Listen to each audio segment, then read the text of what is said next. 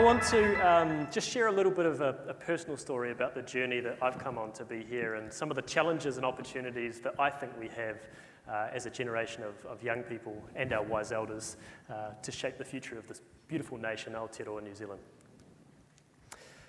I grew up in a tiny little town on the west coast of the South Island called Granity. Has anyone ever been to Granity?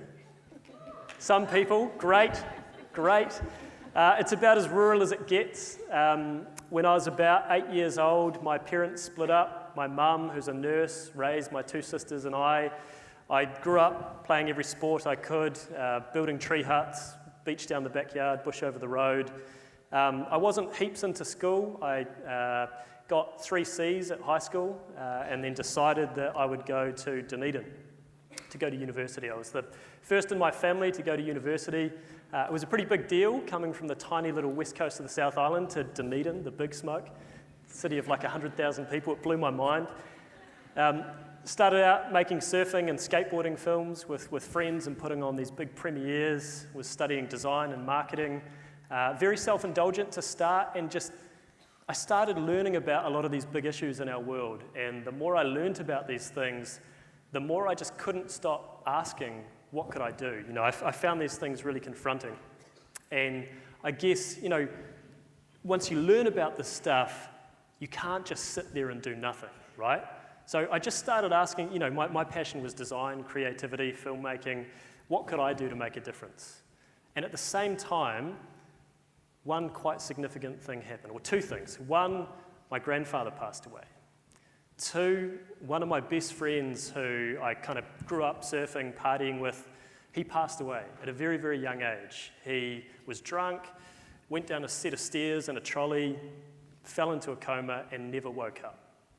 And I just started thinking about this idea of legacy. What did I want my life to stand for? What could I do to try and make a difference and try and create something that would create a legacy for future generations? And around me, I could see all of these talented, creative peers, and I just thought, man, there's so much potential in there that often seems to be going into meaningless assignments that just sit on a shelf in school or university. And what if we started to harness some of that potential to put it into something that more meaningful, that it could actually make a tangible difference? So set up inspiring stories with this beautiful, big, bold vision to see every young New Zealander unleash their potential to change the world. It's been a crazy last few years. We have built out a range of programs and partnerships. One of those is Festival for the Future. We built an accelerator program for young social entrepreneurs called Live the Dream. We've got a number of our alumni in here. We've built a new program in partnership with the Mayor's Task Force for Jobs and Local Government New Zealand called Future Leaders. We've got a number of our Future Leaders crew here who come from some of our more marginalised rural and provincial communities across the country, and we're kind of just getting started. The beautiful thing is that a lot of this has been led largely by young people for young people, and we've built it off the smell of an oily rag. And it hasn't been smooth sailing, as you know. So, for me, this is kind of my livelihood. We have to figure out how to pay and support our team. We have to figure out how to generate resources and revenue to achieve this vision. And sometimes shit gets really, really hard. We've nearly been bankrupt twice.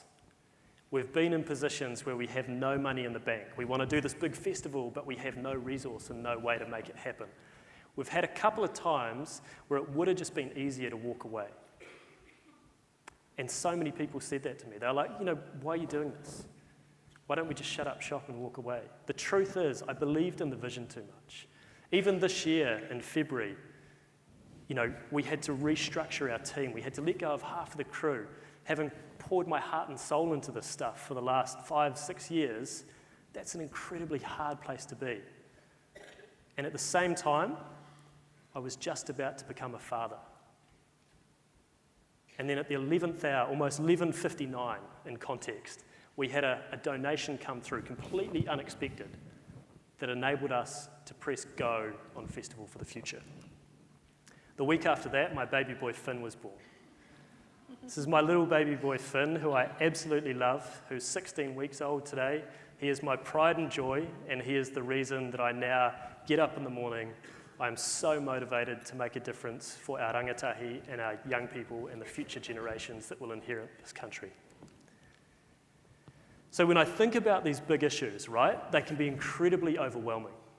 They can be incredibly depressing, disempowering, but at the same time, remarkable things can happen, and ordinary citizens, just like us, can make a massive difference.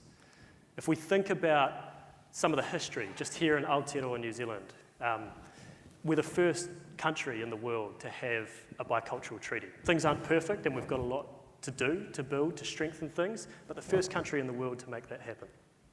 We were the first country in the world to give women the right to vote. It seems like such a standard thing now, right? But who would have thought that that was never allowed? We've ended world wars. We've banned nuclear weapons in this country. Marriage equality. There is no stopping what we can do to make a difference and transform some of these big issues in our world. The question is, what is the future that we want to create?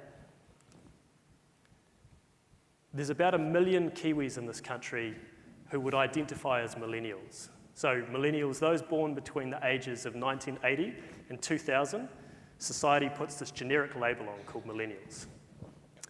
We're all very different. We're all very diverse.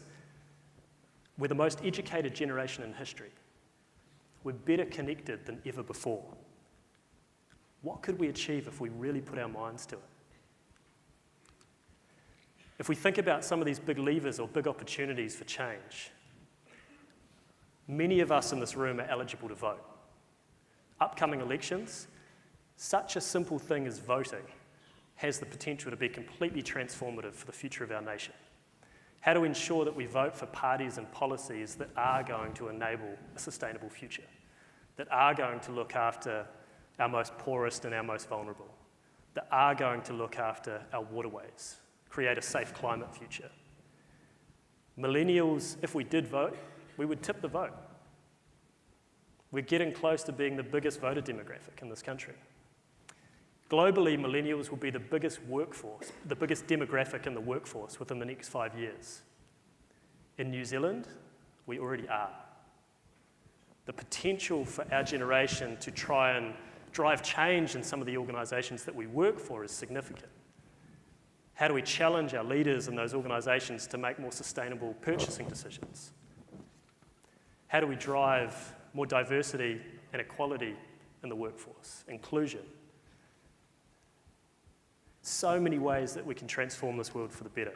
If we think about the drive for purpose-driven business, purpose-driven agenda, increasingly, as millennials, we're thinking about the organisations that we work for.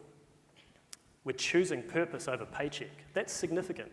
That's a significant thing that hasn't happened before. It's an incredible lever for change. And as you navigate this weekend at Festival, you'll find that a lot of the workshops we've designed to help meet some of these opportunities. So an opportunity to build your skills for leading in the workforce, an opportunity to think about how you want to engage and try and mobilise every young New Zealander eligible to vote, an opportunity to think about the next generation of startups and social enterprise. Imagine if every young New Zealander unleashed their potential to change the world. Now, let's make it happen. Kia ora.